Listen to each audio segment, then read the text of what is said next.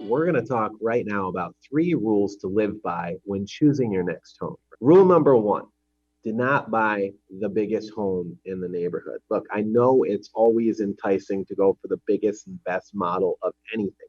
Believe me, I get it. If you are going into a neighborhood that has all primarily 3-bed homes and you have a 4 or a 5-bed home, it is going to be tough to get top dollar for that property when it comes time to sell, because all of those other homes that are in the neighborhood used as comps, comparables, are pulling your value down while your value pulls them a little up. Rule number 2, don't bite off more than you can chew. Now, this sounds like, well, obviously, Emilio, I'm not going to go ahead and, because the bank says I'm pre-approved to, 800,000 or 400,000 or whatever it is, it doesn't mean that I'm going to do that. Well, that's how everybody starts out.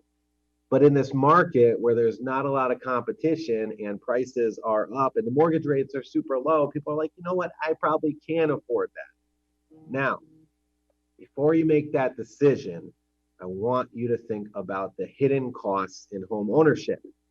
Maintenance, right? You got maintenance. You got to make sure that the property is maintained inside, outside. You should have a budget for that. What about utilities?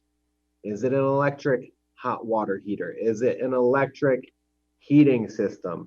Or is it gas? Or is it oil? Is it something more efficient? Is it solar? Whatnot.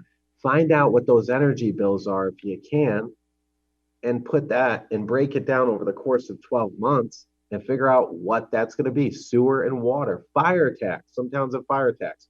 You'll want to make sure of all this. And you want to make sure you're not overspending. You can also think about your fixed costs too: principal, interest on the mortgage, real estate taxes, homeowners insurance, homeowners association fees, condo fees, flood insurance. All that stuff adds up.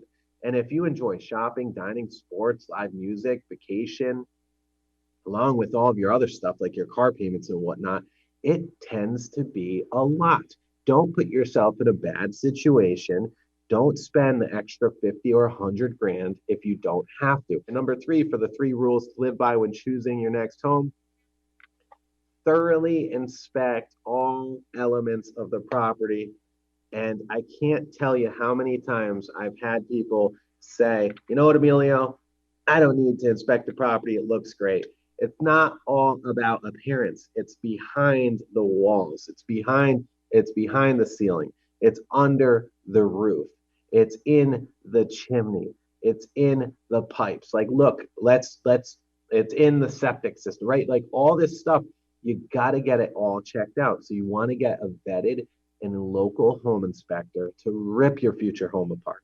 You are going to get an 80 to 100 page report that is going to make your head spin. Even on new construction, I would suggest getting a home inspector. But especially with used homes, guys, go in there and just do every inspection you can, because it is still, if you're buying a $300,000-$400,000 home, you're still going to spend maybe only 0.5% of that entire home to get it inspected. That's like the best insurance policy you can get on a home.